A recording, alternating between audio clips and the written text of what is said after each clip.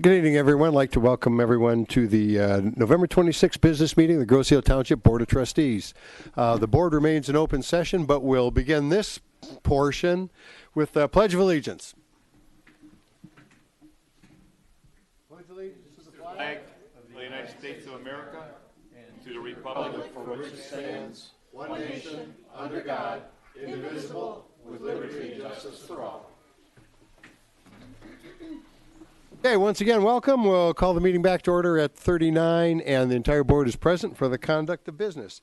This time, I'll entertain additions or deletions to tonight's agenda. In fact, I'll make the first request, even though it is published, it wasn't published on the original agenda, to add on the consent agenda the Michigan Lighthouse Assistance Program grant. We need a resolution for that to go forward of the State Historic Preservation Office. Support. Okay, moved by the super. Those in favor of adding that to tonight's agenda, please signify by saying aye. Aye. Aye. Opposed? None offered. Thank you so much for that. That'll be added. And another, I guess we'll call it a deletion or a postponement of the, where is it? The restaurant lease. Or you move and we'll get somebody to second it for you. Or I'll move it. Okay, I move that we remove the restaurant lease agreement. Actually, it'll be a postponement till we plan on it being a postponement till the December meeting, but we're not prepared to sign a lease at the moment. So I'll move that be taken off tonight's agenda item. Support. Okay, moved by Supervisor. I'll give this one to the treasurer. Those in favor of deleting action item number 2, please signify by saying aye. Aye. Opposed? That stands. That will be removed. Other additions or deletions to tonight's agenda? Okay, with none offered, those in favor of approving the agenda as amended, please signify by saying aye. Aye. Aye. Opposed? None offered. Let's then proceed with a brief public comment on tonight's agenda items. Now, I've seen none offered, so with that, we'll move right. Oh, I'm sorry. Agenda or action item? For the entire agenda. Oh, yeah, limited agenda items. So it's either consent agenda or the action items. Mrs. Selby, good to see you again. And your husband. Thank you for hearing us. I'm Pat Selby, I would do address and all that, 8525 Sherwood on the island. This is my husband, Ron Broush, and we did submit a letter that I'm hoping you folks saw, but we'd just like to add real briefly that you folks have an opportunity to restore a beautiful wooded corridor to the middle of the island. I just want to say the township voters approved millages to make open space purchases, and this particular purchase would reconnect people in neighborhoods and reconnect islanders to nature itself. And there really can't be any better expression or application of those millages or better purchase. So thank you for considering it. Thank you, Mrs. Selby. Other comments? Good evening. John Nasajewski, 8511 Glengarry. I'm a resident in that neighborhood that was kind of cut off as the old unofficial ferry trail went by the wayside. So this new parcel, can't say enough about. Hopefully it will come to fruition. The kids in the neighborhood, my kids, used to use that trail all the time. East River Road is not a good road to walk on for kids, so they are not walking home from school anymore. So now they have a choice going all the way around, which all for exercise, but an extra mile and a half to get home. After a mile and a half walk, it's a little bit too much when they're scheduled. So definitely in favor of this, and hopefully you'll give it some strong consideration. I'd like to submit a letter to the record. Who could I turn this into? Deputy Clerk Friel. Thank you. Thank you.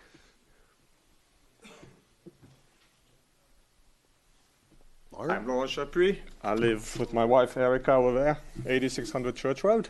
And we would like also to speak on favor of this reconnection of the ferry trail. We often walk from church to Macomb, and the dog loves, and we love, to walk through the woods on the way back or on the way to, rather than just simply going along Meridian. So just in support, and we'd like to deliver a letter to that effect.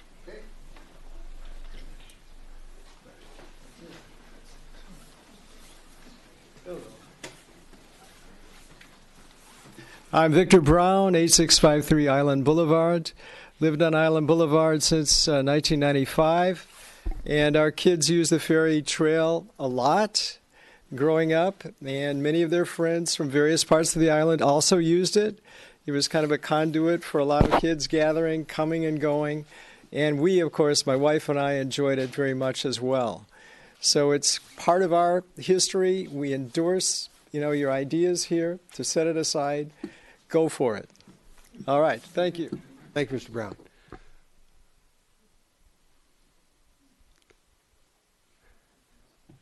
I'm Mary Kostelnik from 23191 Colset Lane, and for years, my family, my kids, my husband, we've used the ferry trail. We love it. The dog loves it.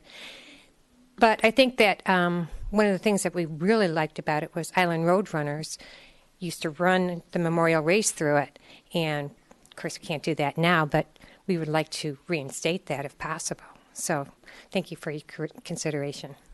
Thank you. Can't see behind the monitor there. Anybody on this or any other topic? Mr. Banny.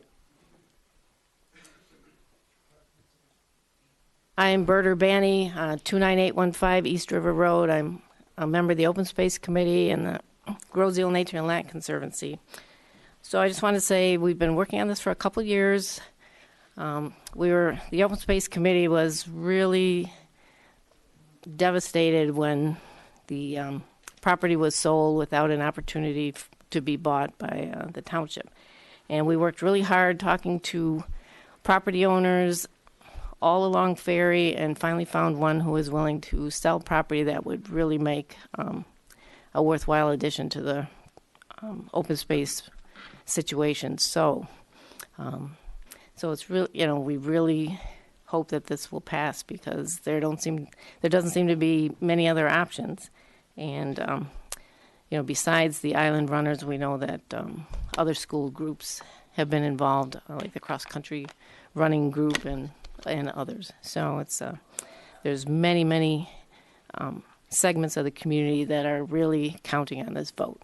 Thank you. Thank you, Mrs. Urbani.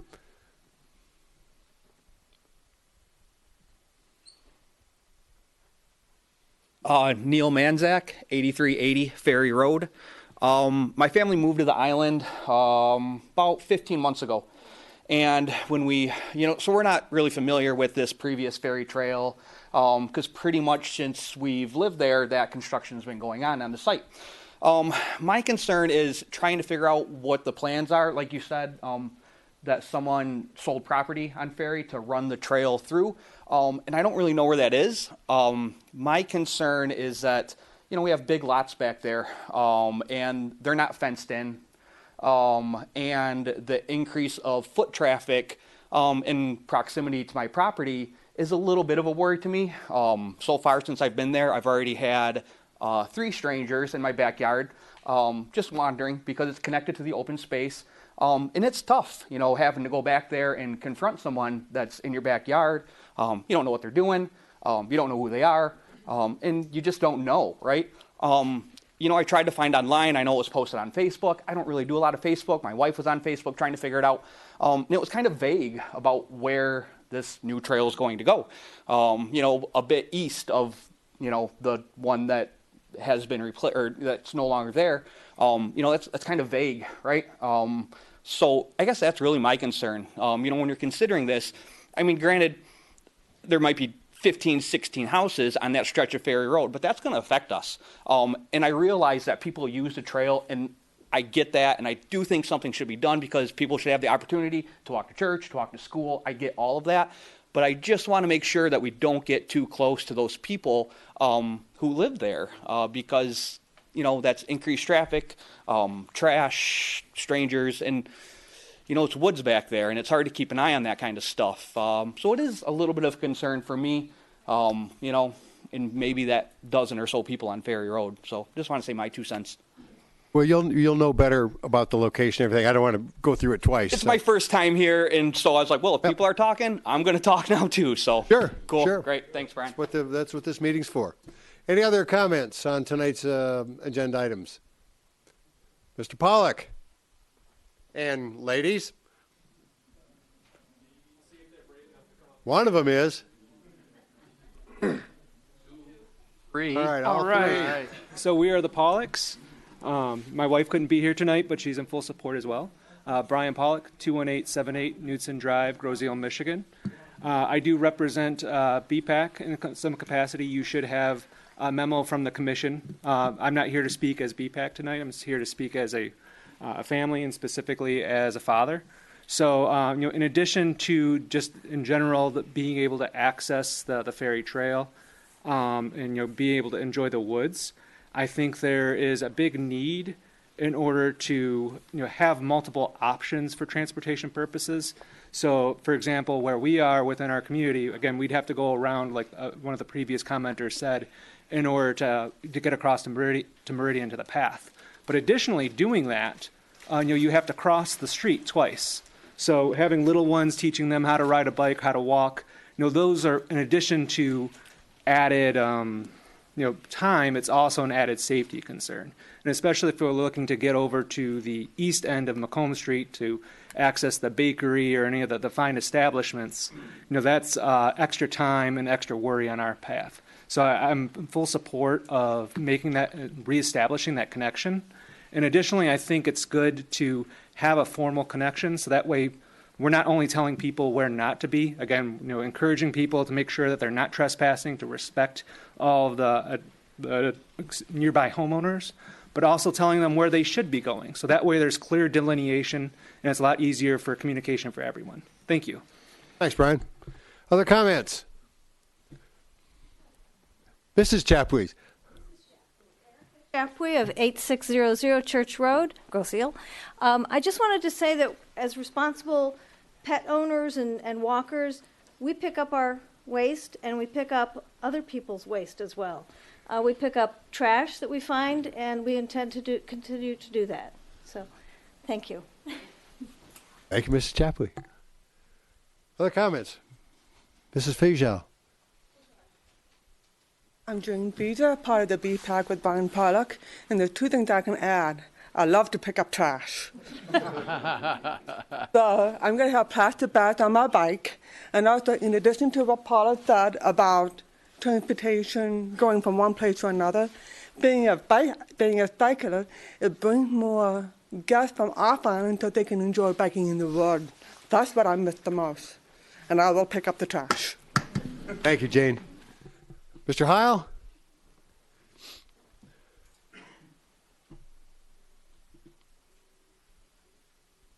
I actually probably have more of a question than I do a comment. We have on the agenda the Water Authority agreement, and I haven't heard much about that. And good. That's what I need, Brian. I'm wanting to know how long it took to come to this agreement, what other alternatives were considered before we got here. I mean, we did pay extra money for a couple of years to be out of it. Why it's a good deal, and if we've reviewed the documents carefully, those kinds of things. Will. Thank you. Thank you, Mr. Heil. Other comments? Okay. Consent agenda, Mr. Treasurer. Thank you, Brian. Consent agenda, looking for approval for consent agenda 18-066, the minutes of the October 22nd, 2018 regular meeting, check register dated through November 21st, 2018, approval of closed session meeting minutes, current litigation case 17008386-CZ, Community Recreation Commission member resignation, Township Board attendance at holiday event resolution, approval of the Planning Commission member, and Michigan Lighthouse Assistance Program grant. Support. Okay, moved by Treasurer Van Us, seconded by Trustee Budney. Tonight's consent agenda. Any comment on the board, among the board on the tonight's consent agenda? Okay, with none offered, those in favor of approving the consent agenda as amended, please signify by saying aye. Aye. Aye. Mr. Nelson, you had a comment? Well, aren't you going to thank Dr. Woodward? You want to go ahead and do that? Go ahead. Well, you had worked with her, yeah. Well, Dr. Woodward has decided because her business is overwhelming her. She's a veterinarian on Macomb. Wonderful lady. She's been on the commission for quite some time. She decided to step aside and I want to thank her for all her years of service, and she still wants to do things in the community, volunteer as much as she can. So, Helena, thanks so much for all you've done, and please come back and help us some more. Thank you, Mr. Nelson. This time I'll add the addition to the Planning Commission is John Rathel, who's thrown his hat in the ring. John, welcome aboard. Thanks for volunteering. With that, let's move on to tonight's action items, and we'll open up Mr. Budney. Thank you, Brian. This is the motion I'm about to read is our annual maintenance agreement with Wayne County to take care of our roads in the winter as priority status, and based upon the recommendation of the DPS Commission, enter into an agreement with Wayne County for priority winter maintenance service to the following local roads for the 2018-2019 winter snow season, with the township and county each sharing in half the cost. The roads in question are Bellevue Road between Meridian to East River, Church Road from East River to West River, Ferry Road, East River to West River, Grays Drive, Meridian to East River, Horse Mill Road, Meridian to East River, Lions Drive, Macomb to Grays Drive, Manchester Road, East River Road to Meridian, Meridian Road, Bridge Road to Park Lane, Park Lane from Bridge Road to Church Road, Park Lane from Church Road to Oak River Drive, Park Lane from Ferry Road to Bellevue Road, and South Point from Grow to Albemarle Road. Or Okay, moved by Trustee Budney, seconded by Treasurer Van Oss. Background? I want to add a little more, and that's the cost, which people like to know. Mm-hmm. The township's share in the cost of the 2018-19 season is $34,005.58, or $21.40 lane miles of roads, which equates to $1,589.05 per lane mile. Associated costs are based on prior year's snowfall. Wayne County reported that there were 31 events last year. Okay. So, and the background is that we've done this. We've done it as long as I've been on the board. I forget how many years we've been doing it. Quite a few. The roads, I believe, are all the same. More than 30. I remember when Ted was out there with a shovel, doing this, and then we got Wayne County to do it. They've already been out once. The very first snowfall, they were out and salting Park Lane to Oak, or Church Road to Oak River on Park Lane. I believe, and as I have in the past, that it's worth it. A number of the streets are really for the school buses. Either a school located on it or a road that needs to be clear to get to the school. So, I think it's well worth it, and it's always based on prior year's cost and prior year snowfalls. Correct. Divided by 2. Anything else, Lorinda? You hit it all, Jim. Any questions? Comments from the board? We review this every year. Every year we check with police and fire, with the school bus, the bus drivers, on the quality of the service, the timeliness. They haven't let us down. They never get there as quickly as we'd like them, obviously, but they've never let us down. We've been happy with the service, and I think we've analyzed paying to have local contractors do it, and we can't match this. So, plus it's the county's roads. Yeah. They would eventually get to us, yeah. But as those of you in the subdivisions know, that this does not cover residential streets, but it is the main thoroughfares, again, for the public safety and for the school buses primarily, and for getting you to work and home. So, any other questions? Those are my comments, Madam Clerk. Well, I guess today I'm going to play devil's advocate. I've supported this millage. I've supported this expenditure all the years that it's come to the board. Every year there has been opposition of some sort, either from board members or from the audience. And my main argument for supporting it is it supports all of us. I mean, it may not be all of our individual roads, but ultimately we all use the roads that they're coming to prioritize to get off the island. But the only reason I gave it pause is because of the fact that the road improvement millage did not pass this year by quite a margin. 51.77% of Grosse Ile voters voted no on the road improvement millage, and only 46.46% voted yes. And predominantly, people at the polls voted no, and the absent voter boards, the voters who voted absent ballots tended to vote yes. But what are they telling us? They did not want us to use our own self-taxed funds to repair roads that we primarily use. Yes, they're county roads, but we're the ones that almost exclusively use county roads. Very few people come through Grosse Ile to go anywhere else.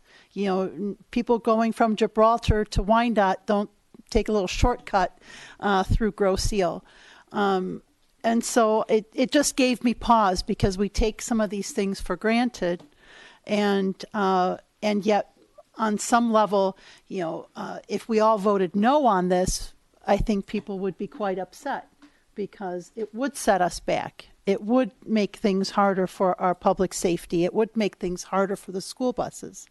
So we as a community realize we do have to kind of dip into our own pockets to get the level of service that we want for our community. And so even though I am trying to play devil's advocate, I'm going to support this, as I always do, but give people pause to think about what it is that we're doing and why we're doing it, and that we have to think more like a community when issues like this come up. Thank you, Madam Clerk. Other comments from the board? Just to piggyback or further amplify that, you may look at it and say, what does it really get us? And if we didn't have this, you think of all the roads leading to the schools being jammed with snow for days before they might get out, because there's a certain priority that they have going to the highways and the main roads, and then getting here. It's been my experience that although you hate to do it, it is worth it, because they do get out there and clean those roads a lot quicker than they would if we just had to wait for the regular. Mr. Treasurer? Just a comment. Basically, Wayne County puts on staff. Wayne County puts on staff to prioritize our road service. Without it, we would fall into the category of another road that Wayne County has to plow. If they didn't have the staff there, we may wait. It may be as much as a day, but a day with an 8 or 10 inch snowfall could be kind of catastrophic, and we certainly don't want that. We don't want the public safety. We don't want our kids in danger. And a lot of us have to, fortunately, I don't have to get up and go to work anymore, but there's a lot of people that do. And I'm sure that this is money well spent. And they would not staff to give us priority service if we didn't pay this additional amount. And you should know that, because they are giving us some priority service. They're giving us extreme priority service. When it snows, they're here.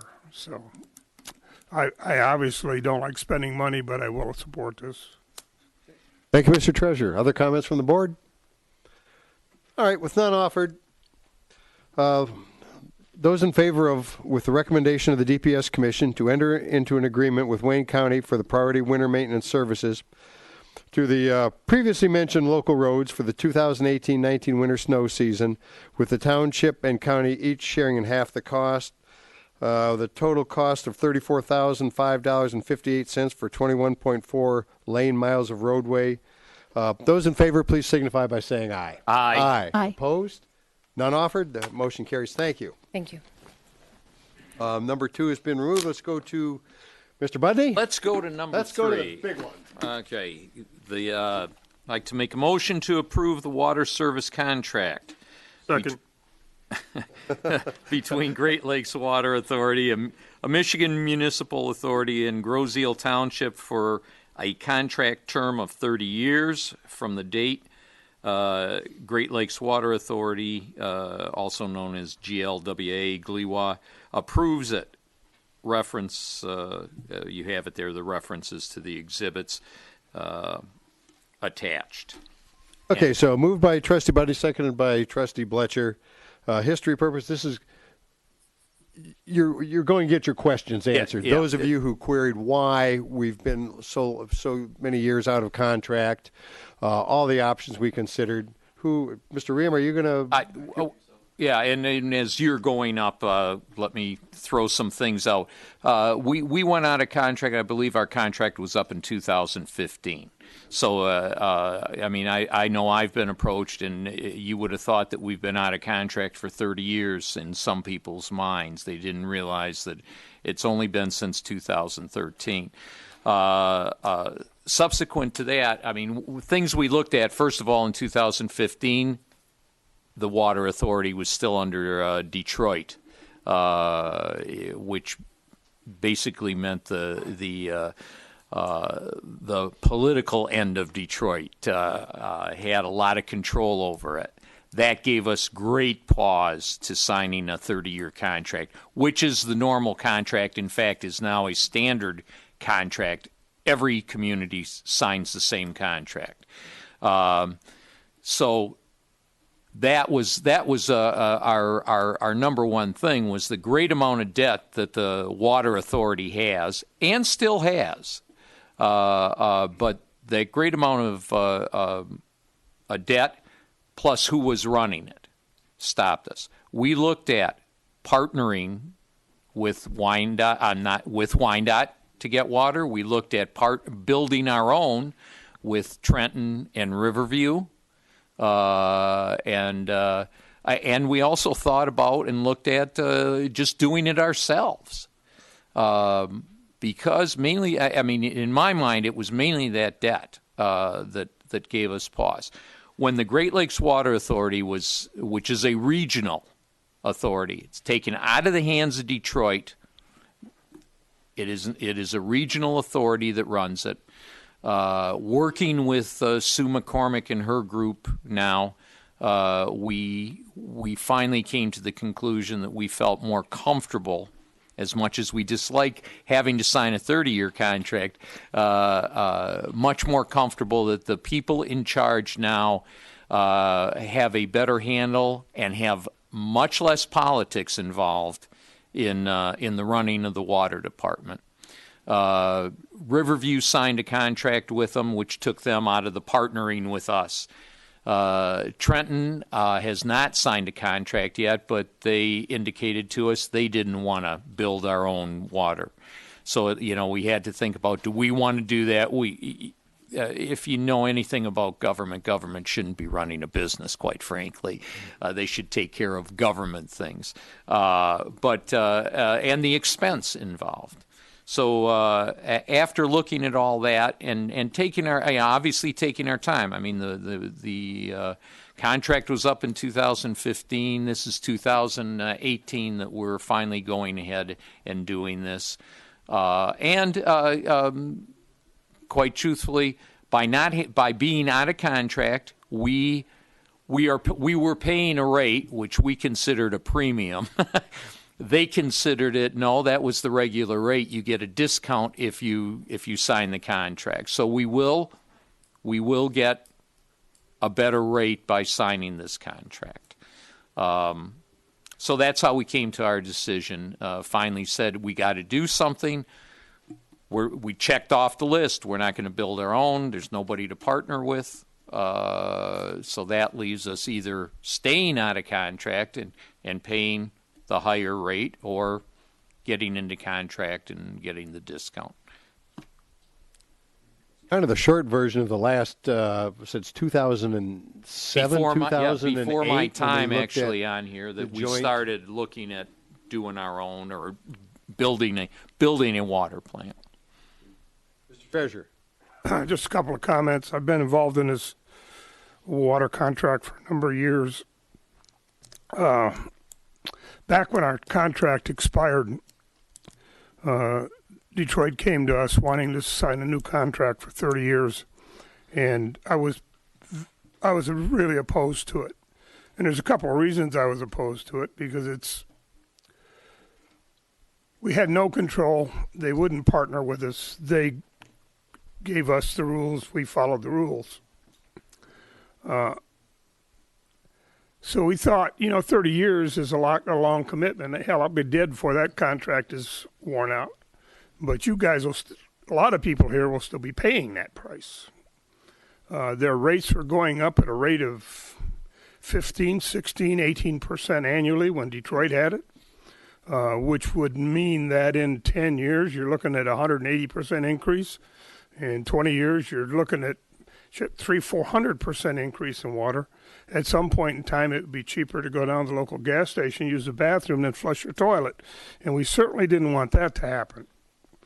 So on my suggestion and with the board's approval, we contracted an attorney to take a look at the legality of the way it was being built, at which time the transition took place going to Great Lakes Water Authority. Trust me, this is a whole different animal.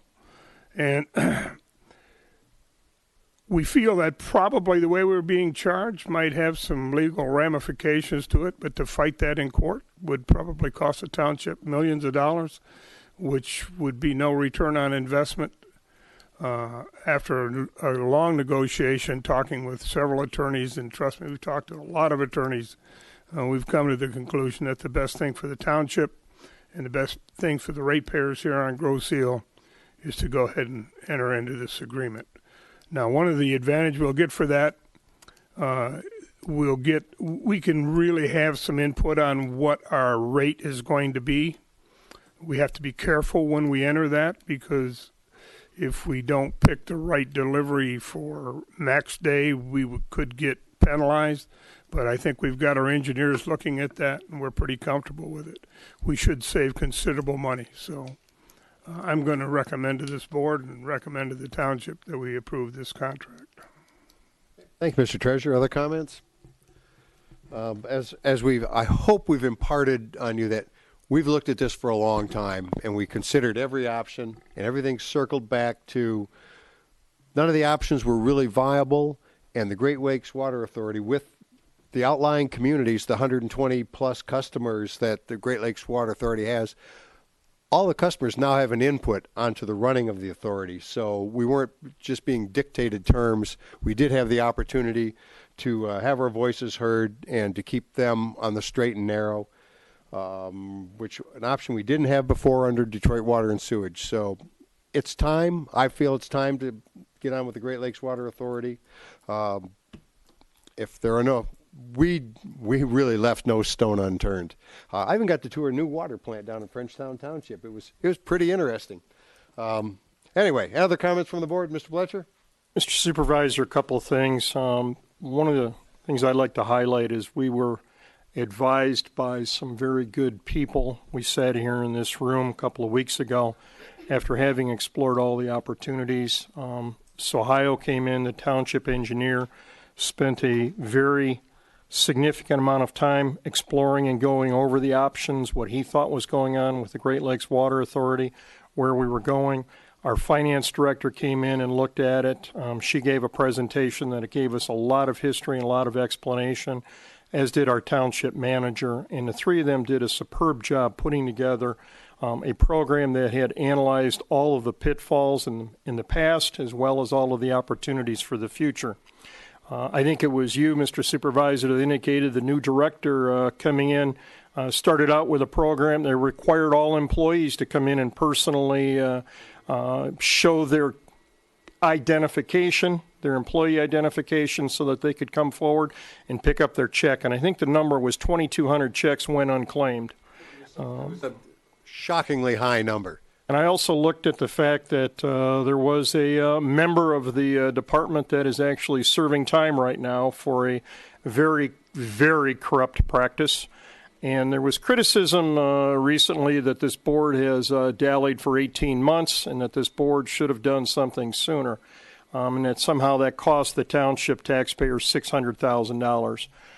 My feeling on that is $600,000 is a heck of a lot of money, but millions of dollars a year for 30 years is an awful lot more money. And Ann and Dale and Sohio put together so that we could understand this, get our arms wrapped around it. That 18 months also gave us some confidence going forward that we were not dealing with the same old Detroit Water and Sewage Department. We were dealing with an entity that was being run like a business. And in the little opportunity that you have to look at what that cost is, there's approximately 4,200 residences on Groseal. You look at $600,000 spread out over 42 residents for 18 months, and it comes to about $8 a month per resident. I think that's a pretty good insurance policy, and I want to publicly thank Dale and Ann and Sohio for the work that they did. I feel very comfortable with this. I feel a lot better about dealing with the Great Lakes Water Authority with that information than I would have before with the Detroit Water and Sewer Department. So thank you for the good work that you've done. Yeah, quite frankly, I don't know that if Detroit was still in charge, if we would be doing this today. We may, yeah, we'd be going back down to the gas station, and Dave's closed right now. There is a huge amount of optimism with the people that are in charge there now that it just wasn't there. Okay, other comments? Thank you, Mr. Pletcher and Mr. Buddy. Other comments from the board? Okay, and this is a big one. So with that, those in favor of, let's see, approving the water service contract between Great Lakes Water Authority, a Michigan municipal authority, and Groseal Township for a contract term of 30 years from the date the Great Lakes Water Authority approves it. That's later in the exhibits. But basically the exhibits dated November 5th, 2018 as attached. Those in favor, please signify by saying aye. Aye. Aye. Opposed? None offered. It's unanimous. This is big. This is important. So thank you, everyone. And once again, Dale, Ann, Sohio out there, thank you for all the work you've done making this happen. We're on the right track. With that, what many of you are here for, move on to Mr. Pletcher. Thank you, Mr. Supervisor. I am proposing that the Township Board authorize the purchase of the west 100 feet of Lot 14 Sprague subdivision in the amount of $90,000 for the purpose of open space and the construction of an open space access trail subject to the following. 1, the trail location beginning on Ferry Road will be centrally located and shift to the east once north of the existing residences. The Township will pay the necessary property transaction and title fees.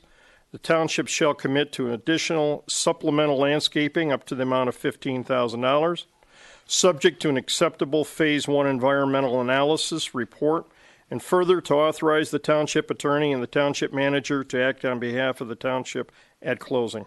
Support. Okay, moved by Trustee Pletcher, seconded by Trustee Budney. Again, what many of you are here for tonight. The history on this project is comparatively simple. For decades, the citizens of the township enjoyed access to the ferry trails, which was a footpath connection between the Lowry and Ferry over to Gage. That was recently closed because of the purchase of the property and a private sale that allowed for the construction of 2 homes on the property. Those 2 homes come within about 3 feet of the existing trail. It was private property, and in fact, we were all probably guilty of trespassing. So when the current owner purchased the property, the township did not have an opportunity to buy it. Mr. Ream, in fact, had made a contact 11 years ago to see if the township could buy it, and the people that owned the property at that time said, no, we're not interested in selling, but if we change our minds. Well, it went into a trust, and the trust offered the property to the current owners. My understanding is that the current owners had known the prior owners, and there was no opportunity for the township even to know about the transaction, let alone bid for it. That placed us in a quandary of how do we reopen that almost 50 acres of property to the township citizens for access from Ferry Road in the south half of the island. Our chairperson, Cliff St. Pierre, and the Open Space Greenways Committee explored every alternative, every option, which included seeking an easement. The existing owner said, thanks, but no thanks. The trail comes within 3 feet of my garage and my backyard, and I like neighbors, but I don't like them that much. So we went to the next property owner, and they were unwilling to sell for some concerns that they felt might be presented by strangers coming onto their property. The property to the east of that is a pie-shaped piece that does not, unfortunately, connect between Ferry and the open space 50 acres. So that was not an option. That left us with 3 pieces of property that are cemented together with an asphalt road. The person at the rear of the property owned the vacant lot that was the direct next property to the east. And after a lengthy period of discussions between Mr. Ream and Mr. Tittle, we ultimately were able to reach a conclusion that he would be willing to sell it to us if we did the landscape requirements and took care of business so that there would be essentially a green fence or a green barrier with the 2 houses that adjoin that vacant lot. There were negotiations that went on and concluded with an agreement, as I've just set forth, with their proposed legislation. This has been a project that has been championed and worked very, very hard with the Open Space Greenways, again with Chairman St. Pierre, Roberta Urbani, and Pat Nielsen, and other members of that commission. And we are proud to present this to the board tonight. I want to thank all of the people that came out that spoke for it. I would indicate to the gentleman in the back that had concerns about people coming on his property. I happen to live not far from where you are, sir, and I've had people that have told me about what a wonderful view they have of our backyard. A little unsettling, I suppose, at times, but the good thing is that when we put this trail in, they're not going to be wandering around. There is open space back there right now without a trail, so it is easy to get lost back there. Small island, though, eventually you're going to come to water or to another street. But I anticipate that when this trail goes through, there's going to be access to gauge. That'll be fairly direct access, a direct route, and I don't believe you're going to have any issues with that. I don't recognize your address or the home that goes with it, but we're on the same side of the road. And I think this is a win-win for the community, and certainly we're going to have access to property right now. It's hard to get to except from the north. On that basis, I would ask for support for this purchase by the board. Thank you, Mr. Bletcher. Comments from the board? We have plenty of comments from the public. I think this was discussed in previously on the negotiations. I think we're all happy with the way this is going. My comment before voting will be, this is a purchase that adds value to the community, and I think we're all in agreement that it secures open space that will provide an increase in quality of life, an amenity that just makes our community a little bit better. So, with that. If I might add one thing, Mr. Yes. Supervisor. In further explanation, in real estate, the rule is location, location, location. With open space and with this township board, it's also money, money, money. How are you going to pay for it, and how did you negotiate it? I want to make it clear to everyone here that there were negotiations that were conducted by Mr. Ream on behalf of the township, and that there is at the board packet that was presented a comparison of similar properties, properties that are apples to apples, and some that might be a little bit different in terms of configuration or location. But this purchase falls squarely within comparables. And I think, Mr. Ream, you would agree that it makes sense to do this with the price that's offered. Nothing further. All right, with that, thank you, Mr. Blitzer. With that, those in favor of authorizing the purchase of the west 100 feet of Lot 14, Sprague subdivision, in the amount of $90,000 for the purpose of open space and the construction of an open space access trail subject to the previously discussed qualifiers, please signify by saying aye. Aye. Aye. Opposed? None offered. It is so moved. So thanks for coming out tonight. We have been working, some of us have been working really hard on this for a long time. We knew it was something that the community wanted. A couple more hoops to go through to do this properly, but Cliff St. Pierre, the bike path, we're going to get it done. So thanks for coming tonight. But stick around, there's more. Yeah, we'll see. Okay, here's something. This is exciting stuff. Okay, resolution to waive the... Got to get this thing properly. Yeah, resolution to waive the penalties for non-filing of property transfer affidavits. Okay, moved by the supervisor, seconded by Treasurer Van Oss. This is somewhere between assessing and taxation, but I'll just read the appropriate statutes. Whereas MCL 211.27A sub 10 requires the buyer, grantee, or other transferee of the property shall notify the appropriate assessing office in the local unit of government in which the property is located of the transfer of ownership of the property within 45 days of the transfer of ownership on a form prescribed by the State Tax Commission that states the parties to the transfer, the date of the transfer, the actual consideration for the transfer, and the property's parcel identification number or legal description. And whereas MCL 211.27B sub 1 requires that if the buyer, grantee, or other transferee in the immediately preceding transfer of ownership of property do not notify the appropriate assessing office of the transfer, then penalties as described in MCL 211.27B sub 1, sub C, or D are levied. And whereas MCL 211.27B sub 5 provides that the governing body of a local tax collecting unit may waive by resolution the penalty levied under MCL 211.27B sub 1, C, or D. Now therefore be it resolved that the Township of Grosse Ile waives the penalty for failure to file the property transfer affidavit following a transfer of ownership pursuant to the local unit's authority contained in MCL 211.27B.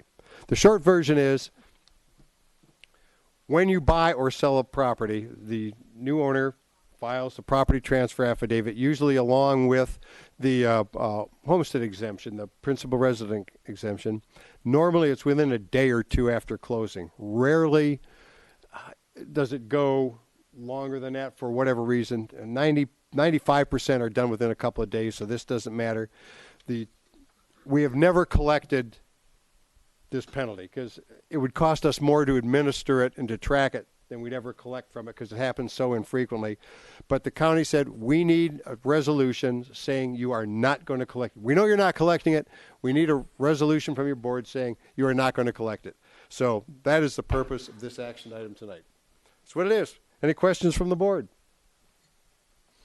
Just how we do business. So with this has to be done on a roll call vote.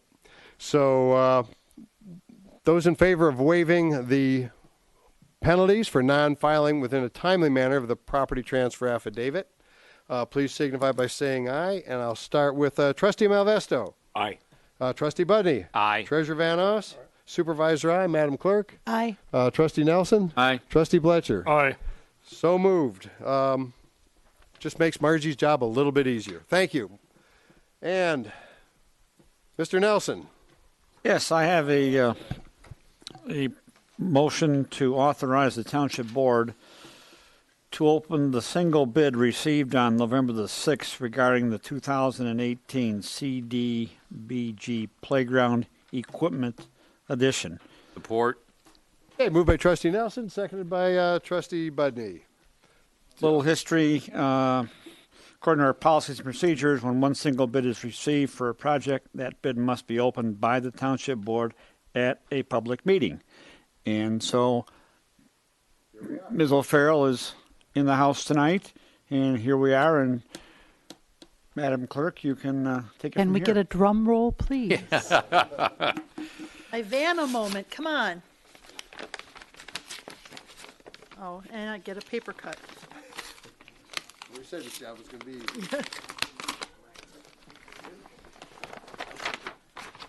And the winner is, no, I'm kidding. Once we open this will be reviewed by the Rec Commission and the engineering team.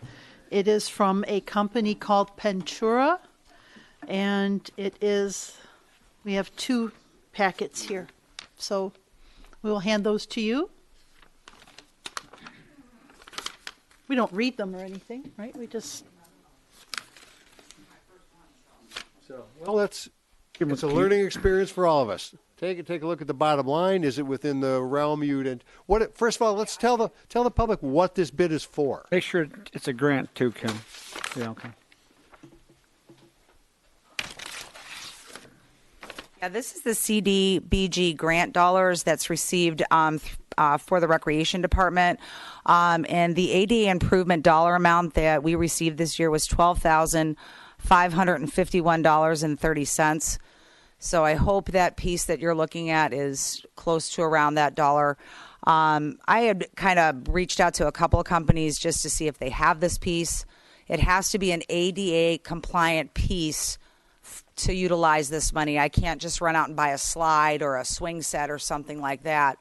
So when you're looking for a piece, you want to make sure that not only our ADA users, but all kids can use it as well. And this piece, I did research, talked to a couple companies about it, and it fit in at Centennial Farm to add on to that playground as well. So, so that's kind of what it looks like. It's kind of like those old merry-go-round things, I guess you could say. So, and we're looking to. It's not a very good drawing, but. That's kind of where it's going to be added. It's a little ways out of the additional playground, so that's kind of where we're at with that. So, any questions? Yeah, Kim, excuse me. What does CDBG refer to? Community Development Block Grant. I'm sorry. Thank you. Ta-da. Well, we've opened it. What is their bid? What is Pentura's bid? There's no point in opening it if we're not going to look at the bottom line. Don't hold me in suspense. Well, they buried it. That's all that lawyer stuff. There's pictures.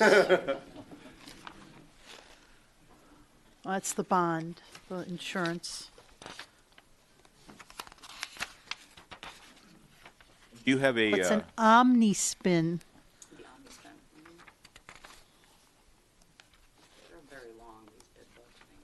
My goodness. Is there a dollar figure that you're responsible for as well? Oh, a total of $15,000. The total with install? So install Kids in Motion unit price $8,490. Install 400 PSI 3 foot by 3 foot by 1 foot concrete footing is $5,455. Building permit reimbursable at cost, $1. And restoration and cleanup, $1,055 for a total of $15,000. So I'll take that back to the commission. Mm-hmm. That's. So we're starting. And this playground has been in service for a very long time, at least 15 years. And if you take good care of playground equipment, you get a long use out of it. And so it's usually a good return on investment. But when we first built that play set, I think we had sticker shock. But here it is, almost 15 years later, the kids are now grown and married that helped us choose it, but it's still there. My grandkids enjoy it. See? Beautiful. Yeah, and these pieces, just to bring some education to the table, playgrounds are it's very expensive.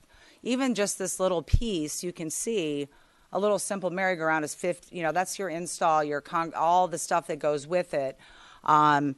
You know, so when I received this dollar amount for $12,000, it's very hard to find a piece within that budget. So it may seem small, but they are expensive. So, and they're kind of right in there. Obviously, there's some tweaking that needs to be taken care of. But, you know, it's a good piece, and we want to utilize those dollars, you know, the best that we can. So I'll take it to the Recreation Commission, have a discussion, and we will go forward from there. Okay? Thank you. Thank you, Ms. O'Farrell. Do we vote on it? No. Let's vote on it. I don't think we do. I think we just open it. And we gave... Good point. We did open it. You All right, gave so us, there you is gave us no- permission to open it.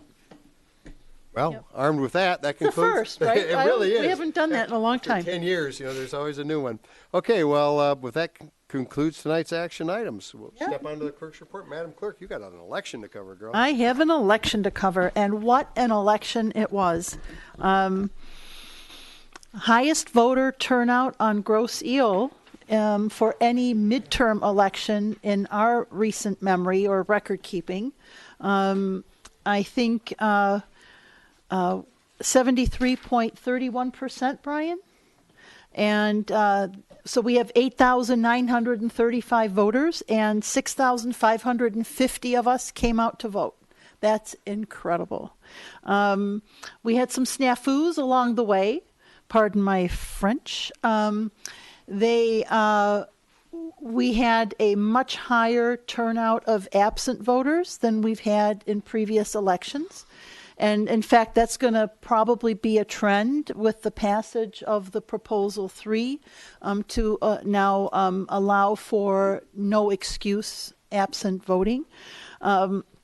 So we had almost 2,500 absent votes, voters, ballots cast. And so our absent voter counting board, say that 5 times real fast, started at 8 a.m. on Election Day. Unfortunately, we had some equipment issues.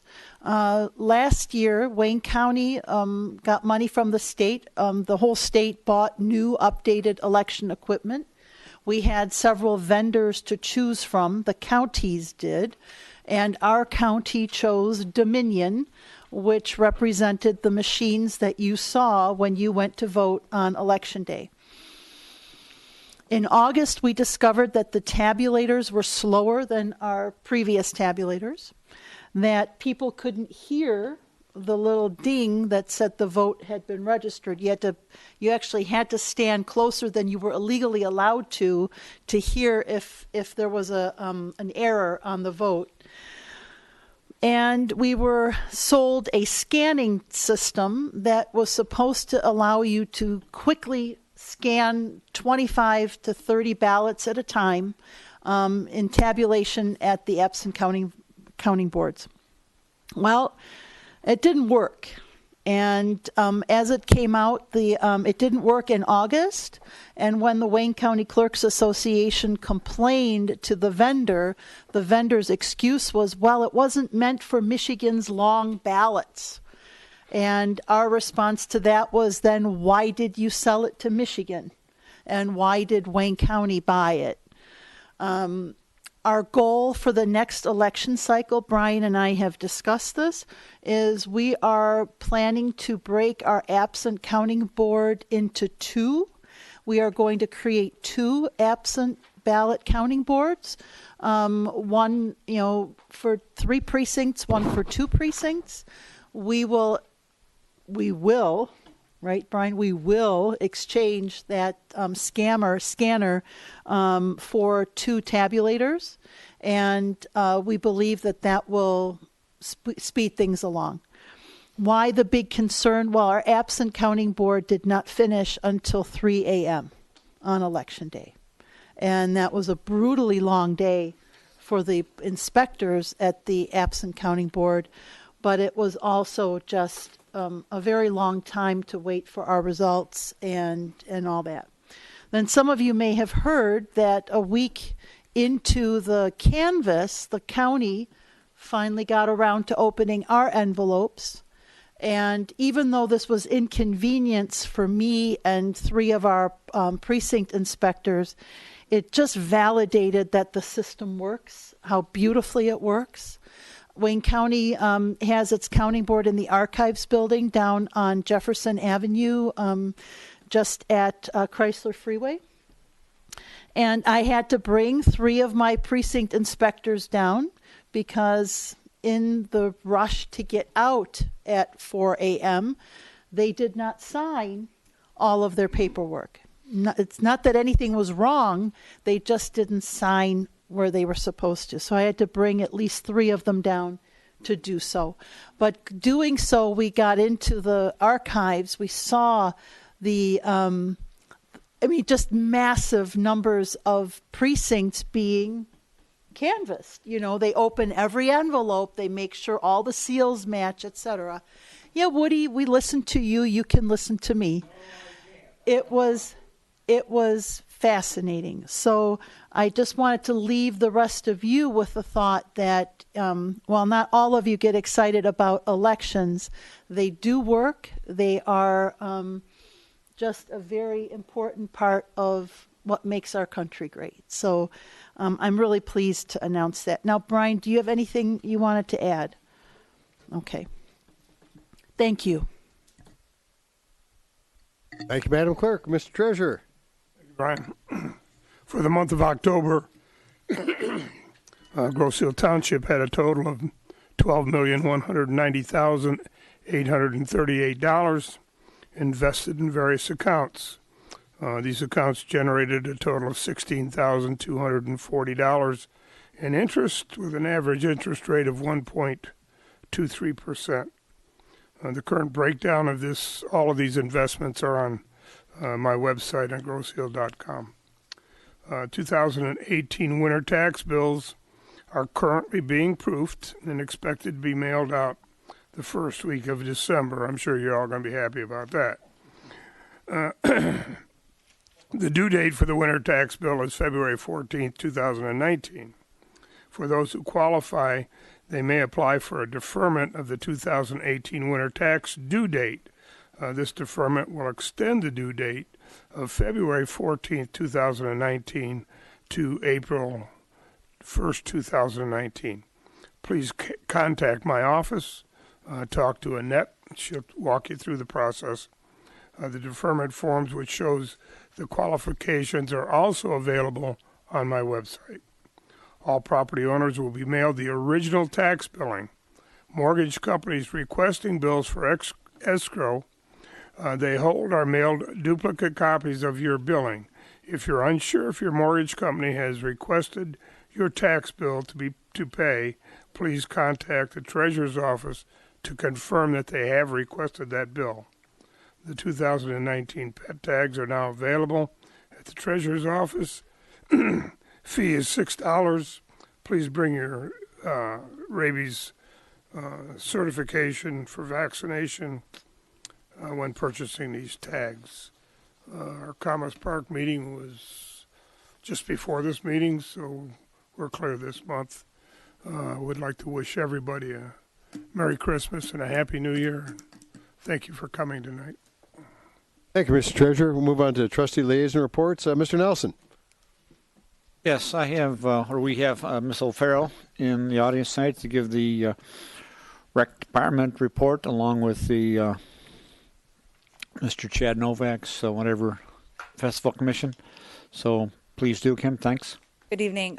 Just a couple of events. Not a couple. We have a lot coming up in recreation. Island Glow is this coming Friday, November 30th. Activities start at 6 o'clock and we'll go down Macomb Street, 7:30. The schedule is in the Profile magazine, also on the DDA website and the Facebook page for recreation. So that's an annual event. We would love to see everybody out for that event.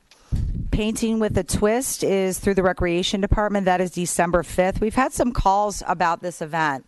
Painting with a Twist is bringing a bottle of wine and you paint a beautiful canvas picture. This is something new that we're doing out at the farm. You've probably seen it advertised as Sip and Paint That's kind of a common name for it, but we have a couple of spaces. It's actually almost full. So that's just a one-time thing we're doing for the holidays. Breakfast with Santa is December 8th from 10 a.m. until noon. The senior lunch is December 12th at 12:30. You always call me. December 12th at 12:30. The ELF workshop, we did this program last year. It's new to the recreation department where the kids come in December 15th from 10 a.m. until noon. Myself and a couple of rec employees, actually Danielle, our camp director, is going to be there. We're going to be making gifts for kids to take home to mom, dad, grandma, grandpa. So it's the ELF workshop. And then the new one this year, not getting a big response. I meet with my senior citizens group every month. I go to the senior luncheons and I ask our seniors, what can I bring you? What can we do? What can recreation, what can we do to help our seniors get out and about? That's been my focus. I think I've been chirping about what can we do more for our seniors since I've been here. We're trying this one. It's a senior snowball dance, a little bit more formal for our seniors. We've always done the senior luncheon. This is a little bit more elegant evening, a little bit dressier. And the number one thing my seniors always tell me is, Kim, we don't know about anything. And I'm really trying to, put as much as I can in the profile. Everybody gets the profile. And I think everybody received the profile just recently. That's the Tweener magazine with the little boy on the front with the fire engine. What a beautiful piece that was. Thank you, Profile, Robin Moyer and her team. But so if you're, I'm trying to really get some programs out there. But the Senior Snowball, we actually have no one registered for it. So, I'm really trying to reach out. Seniors, you have a telephone. You can call me. I know we're not big fans of the Facebook or the social media, but I return phone calls every day. So call if there's something you would like to see, whether it's cards, knitting class, crochet, a book club, anything of that nature. That's my job to bring that to you. So reach out to me and let me know what you would like to do. The Festival and Community Events Commission is meeting November 28th at 7 p.m. That's this Wednesday. And then the CRC is meeting December 6th at 6 p.m. And then also, these were new this year, our middle school dances. Trying to, target market our community. This is our middle schoolers. The first dance, we had 55 kids. The second dance, we had 22. So we're heading into December, with the next dance. And again, that's another population that I'm really trying to reach out to is our middle schoolers. And if something, worked great in the other communities that I worked in, it may not work here. So the rec department is trying new things. That's what we are here to do. And again, moms and the PTAs, reach out to me if there's an idea that you have. That's another target market is our middle schoolers. I will be possibly doing elementary school dances. There's been some phone calls and some requests for that. That should be interesting. The little guys, dancing to a DJ, that may be coming down the pipeline too. So, but again, please call me, email me if you have an idea that you would like to execute. I'd be more than happy to do that. That's all I have. And one other thing, can you give us a little report from the Halloween party? Yeah, I can. Appreciate it. Yes. We had about 320 people that attended the Haunted Hangar. We made approximately, when it's all said and done, about $3,100, which we had presented to the board that will be used towards our rink debt, and we are planning to put all of that towards that. We are also making a donation to the garden back here, the Memorial Fund. So overall, I think it was a very successful event. Nobody got out of hand. I was there all night. Jim, you were there most of the night. I think you stayed with me the whole night.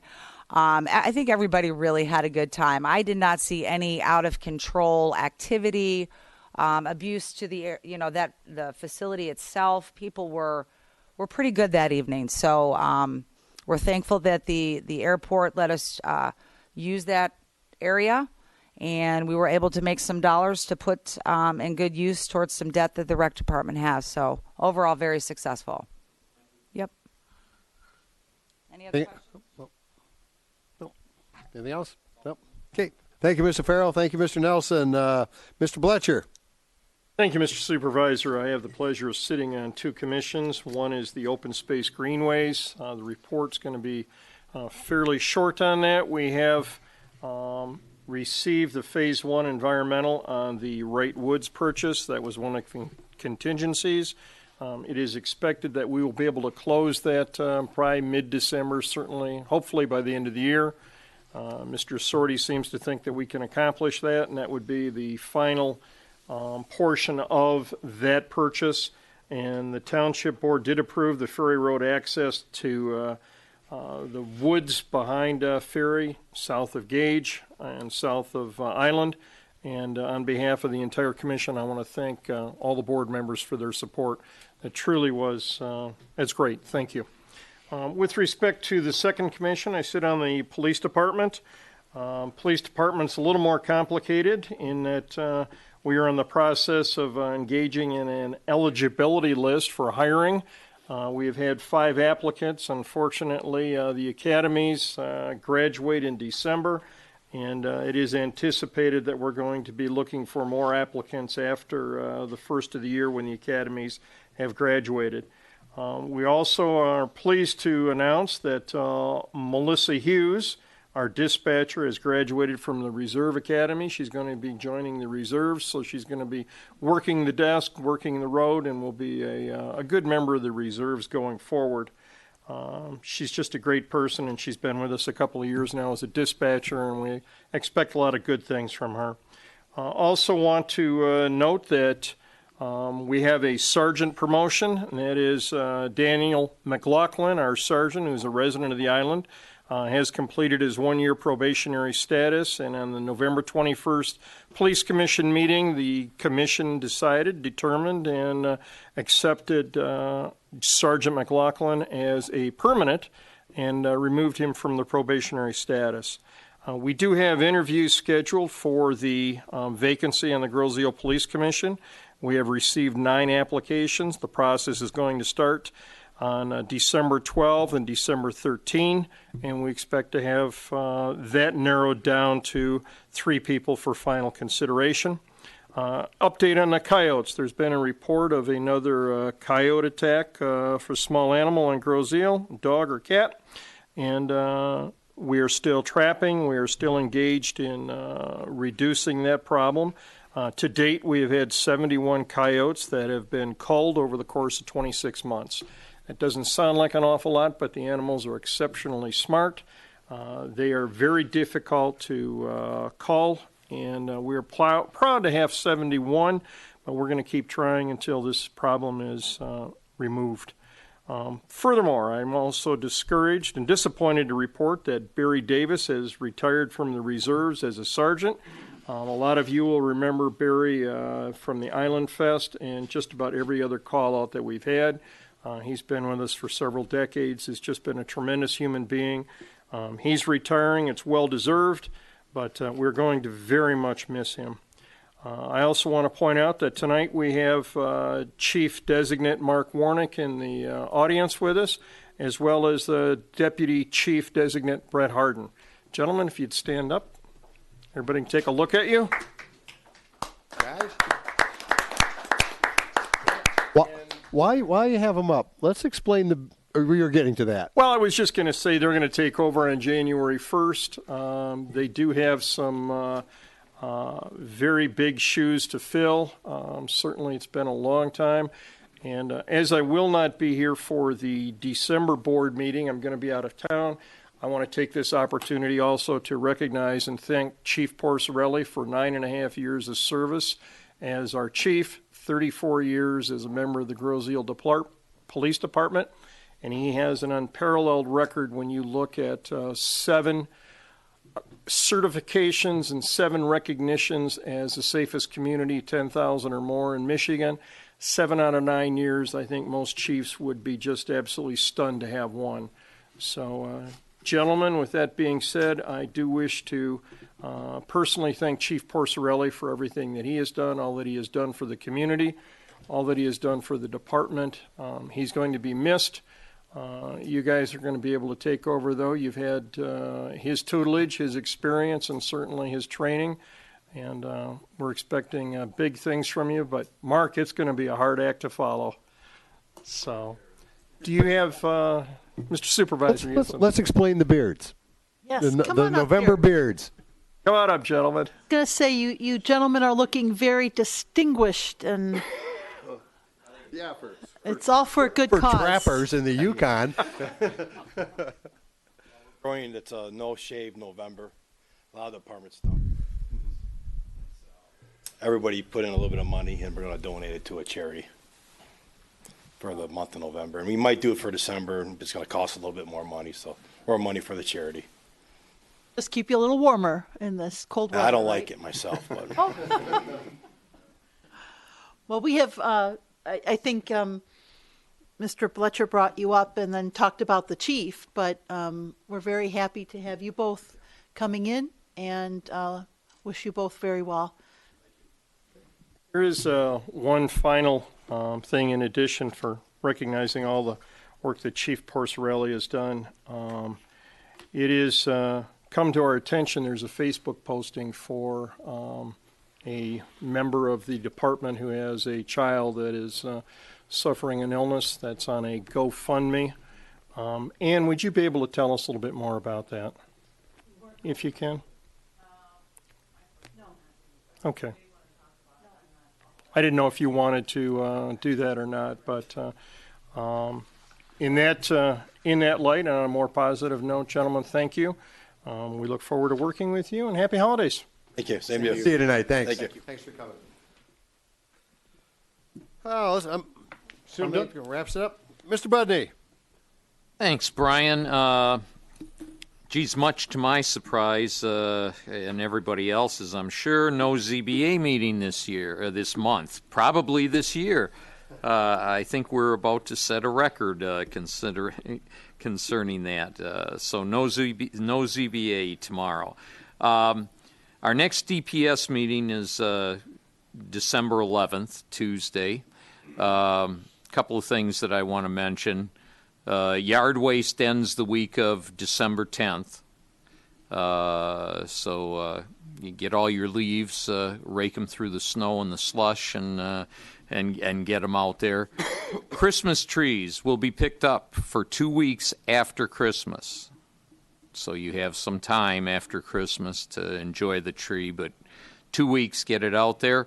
And the West River Road restoration will resume in the spring. There's nothing that they can really do now that would hold, so they'll be back in the spring to do that.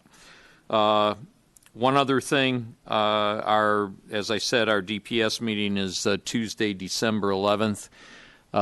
We would very much like the people who voted no on the road millage to please come to our meeting and explain why you voted no. And I say that because we want to know, we want to get our roads fixed. And we want to know from you why, in fact, you voted no, and you think we want to make sure that you're thinking, and maybe we missed something, as to how we can do this short of the project that we proposed.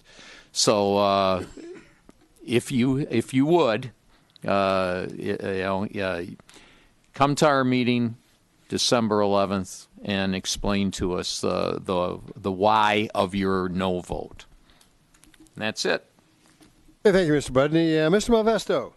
I have nothing to offer this week. Oh, with that? Okay, thank you, Mr. Malvesto. Move on to the attorney, Mr. Sorty. Good evening, members of the board. With the passage of Proposal 1 and the now legalized use of marijuana in the state of Michigan, it seems that every time we have a question that pops up, 3 more questions come from that question. So I know there's going to be a lot of questions. There's a lot of things going on. There's some things being reported. Some we're seeing reported maybe not as accurate as they need to be. So if anybody has any questions at any point, if you're getting calls from residents, that type of thing, let me know. We already started over at the 33rd talking about how that's going to happen. We had a recent chiefs and prosecutors meetings with the court last week. That discussion happened where I'm in constant communication with the other local communities to see how it's going to be treated. There are questions from everything from possession while it's in your car to showing up to work to all kinds of things that I think all of you are well aware. So if you do have any questions, let me know. We're working on them. I'll be back to report to you as we get. I know that everybody's kind of laying low right now trying to figure out what it is exactly that's going to happen because there are so many avenues that are there. So I just want you to, sure. Are we as a board going to have to vote on any issues with regards to businesses in our community and stuff like that? Well, there is kind of a push right now for an opt-out provision, and the group that opposed the proposal one is out there looking to assist. There is a proposed ordinance that's floating around with that I plan to bring to you quick for you to look at. I kind of have a very strong sense of how I know how the board would feel about most of those situations. So if you think it's otherwise, let me know. But I'm pretty confident going through the medical marijuana situation. So we're going to take a look at whether or not that's appropriate. What I don't want to do is bring you to rush to something, to hurry up and get something done and find out that maybe we should have done it a little bit better than. I'm just concerned that somebody's going to file for a license or permits and understand. not ready for it. Yeah, that's why we're looking at that closely. That's going to take some time, almost up to 2 years. Now they're saying for much of that to go through, but I'm with you and I'm on that. Thanks, yep. Appreciate it. Also, you mentioned it about the work. Is there something that should be voted on or looked at regarding? Well, right now, as I understand it, the policies that are in place prohibit the use. So that there's no, with the proposal adoption, there is no changes to the law in that regard. You, as an employer, can prohibit the use, period. So. Thanks. Okay. All right. Thanks. Thank you, Mr. Sorty. Let's see. We'll move on to the Township Manager's Report. Mr. Riem.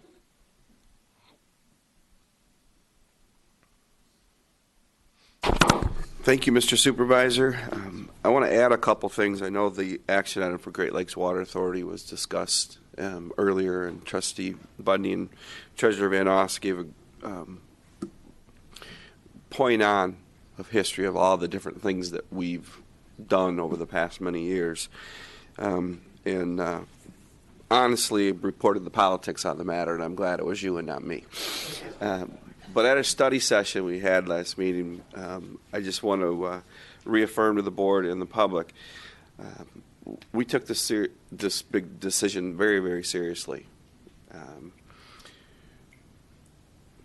There was the board involved, the engineer, a legal team, and from the finance, her bond counsel people that she works with, Lorinda, her staff. We had the chairman of the DPS commission, Mr. Kostick, and Phil Kennedy also involved. And we looked at every stone possible on whether this was a good decision for the township.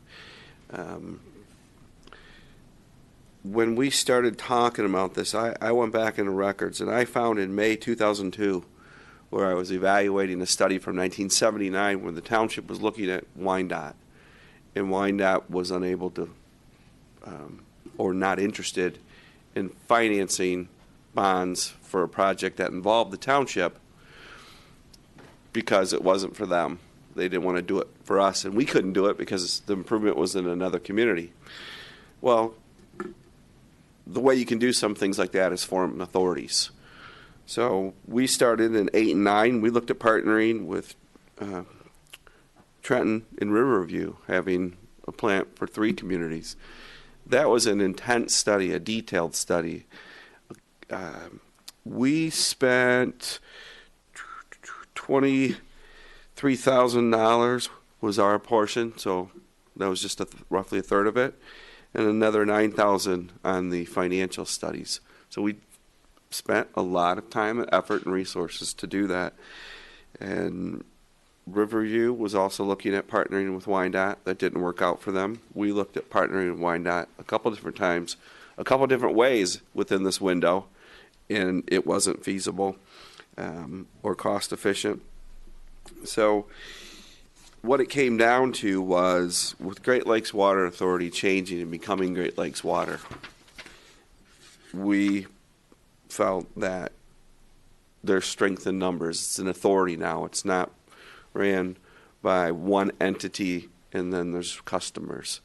So this contract is consistent. It's consistent. Everyone has the same contract. And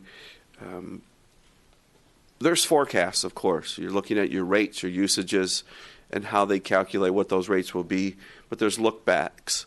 So we always get a fair review. The first 2 years, there's look backs and adjustments, and then after that, possibly every 4 years if necessary. So it just made financial sense. I believe the forecasts between this cost of this 30-year contract versus not entering into the contract, there's a $15 million savings in doing so. To build our own plant was another $40-some million on top of that. So this just made financial sense. And we have volumes and volumes of studies if anyone would like to come and see them. So, but we spent a lot of time and effort, and I just wanted to reaffirm all the information that we discussed at our study session at the last meeting. So thank you very much. Thank you, Mr. Ream. That was a long process, too. So, all right, with that, supervisors' comments. I think Ms. O'Farrell hit a little bit of it. Wrap up. Let's see. My liaison to the DDA position. The ladies' night was according to Angela, ladies' night was the best ever so far, with over 200 in attendance. I'm sure she'll do better next year. It was a good time, apparently. We got lowdown on Island Glow starting at 6. Hopefully everybody will be there and the weather will be nice. We'll see. But start at 6. We'll be lighting the tree at or around 7:30. It's always a good time. And there will be a lot of shops, businesses open that night. So you want some shopping or drop in for a cocktail or just mingle with your friends. A lot of places will be open. So dress warm and walk up and down Macomb Street and you'll see a lot of your friends and neighbors. Okay, thanks to all of the support of the Historical Society's Holiday Boutique. They had their best opening weekend so far in the history of this operation. There's still 4 weekends to go. This is the main fundraiser for the Historical Society to maintain their buildings and their educational program. So you can check for events on GI Connect, and Santa and his trusty elf will be there on Sunday. This is over at the Customs House. Santa and his trusty elf will be there on Sunday, the 9th of December from 2 to 4 p.m. So if you haven't been by, or come back and see them. Let's see. So, yeah, I push shopping at the Historical Society Boutique. I'm Mrs. Walker. We've been doing this for a long time. But I also have to remind you there's a lot of places to shop on Macomb Street. Interesting stuff you don't see anywhere else, and you'll be there with your friends. You'll catch up with your neighbors. So it's rather than fighting mayhem at the mall, I think it'll be a more pleasant shopping experience. Okay, I've got just one complaint. I've kind of vent a little bit with the results of the election on the road millage. I don't know how many were affected by the mailer that you received immediately before the election. It was timed to get that result. But it was I went through every line item, and it was either false or misleading. And nobody took responsibility for it. So I hope that didn't change anybody's vote, because you're just flat lied to. And it was really disappointing to see that. It was not an inexpensive mailer either. So it was important to somebody to make that happen. You were lied to. And heck, Hope everybody had a nice Thanksgiving. I'll try to close out my comments with something a little more upbeat. With that, let's open it up to public comment. Mrs. Walker.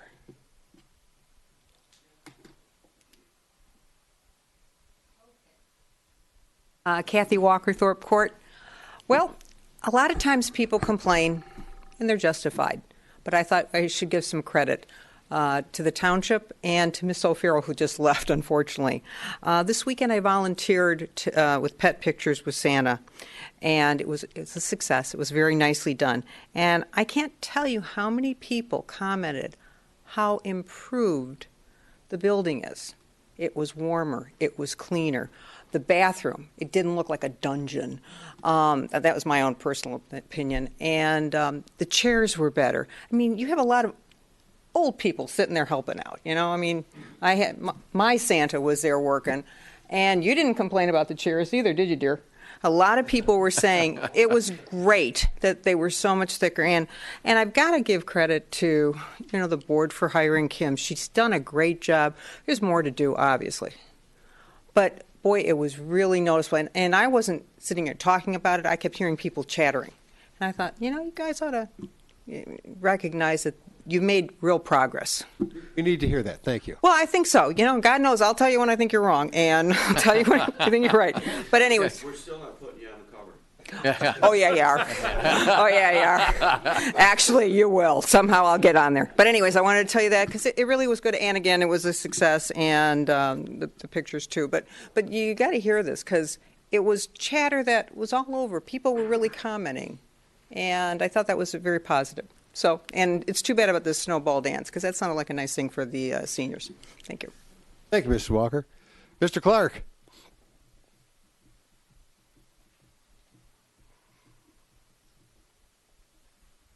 Woody Clark, Park Lane.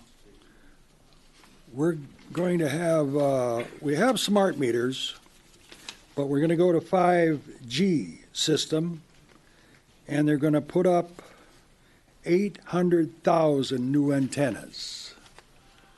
800,000. This is going to kill you. They're going to kill you. They'll kill you.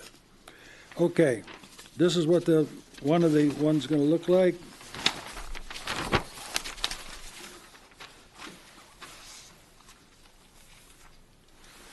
That's one of them. That's the other one. And those are some more. Okay. Wi-Fi can harsh your mellow by disrupting your blood-brain barrier. Okay, here's some comments. Smart meters are wildly inaccurate. Study finds that the reading can be 581 higher than actual use. New report finds that Wi-Fi radiation is damaging to the environment and wildlife. They had this overseas, and they killed all the birds in one area. EPA changing rules to far greater radiation exposure to population.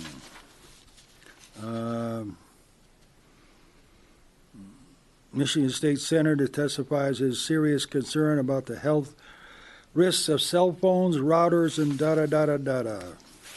Hang on.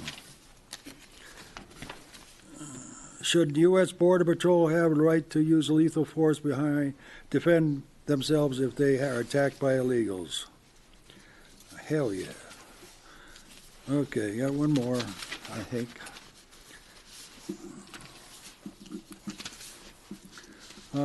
Cell phone radiation harms memory.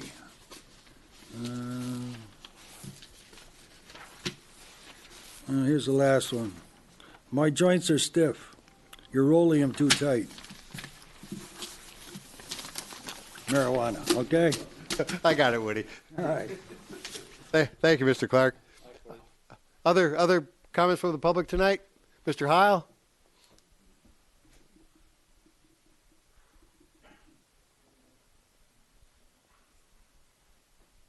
There were two comments tonight, one that you made, Udo, and the snow plowing, and the $30,000 came up, $34,000, and one you made about the roads. basically one of the observations made about the roads was that, and I believe it was Ted who said it, was that $34,000 is a good value if you want to go to work in the morning. You need to pay the bill, even though we're a small island would be left behind. We need to incur these additional costs in order to function in our daily life. And you can expand it in a number of ways. You'd love the ambulance to get through if somebody's in trouble. And on it goes. Kids get to school. When we talk about the roads, we have a story to tell that's somewhat the same. We end up having to face a situation where there's extra cost. And depending on your point of view, legally, it's not township residents' responsibility to cover the charges, but there's also not enough money to go around. And one thing leads to another. And we can take this and we can apply it to small bridges, the big bridge, the roads, the water pipes, the drain pipes, the sewage plant, and it keeps on going on, pensions and benefits and whatever.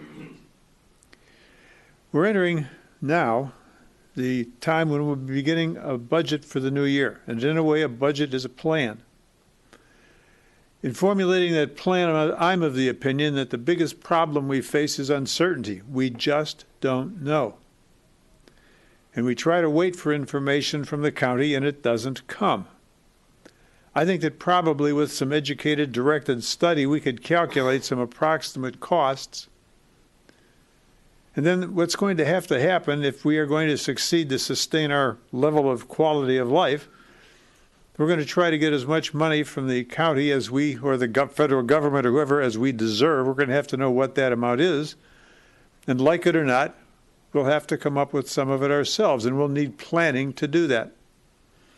And so I think we're under challenge to become better informed, and with that information, pass on those hard realities to our public. Our public is old enough, mature enough, smart enough to know that there are times in life when whatever the grand plan was, whatever the circumstances that were projected to support it, somehow falls short for reasons that were not foreseen. And at that point, you have to stand up to the challenge of whatever it is and accept that it may not be right, or it may not be fair, or it may not be proper, but you have to do it. And I think we're facing that. But the way this board is going to succeed in that, in my opinion, is through becoming better educated, more coordinated, and to have more sophisticated plans to carry it out. Thank you, Mr. Heil. Other comments tonight? With none offered, Mr. Budney. Seconded by Mr. Bletcher. Those in favor signify by saying aye. Aye. Aye. We will call the meeting closed at 9:19. Thanks, everybody, for coming tonight, and we'll see you again on December 10th.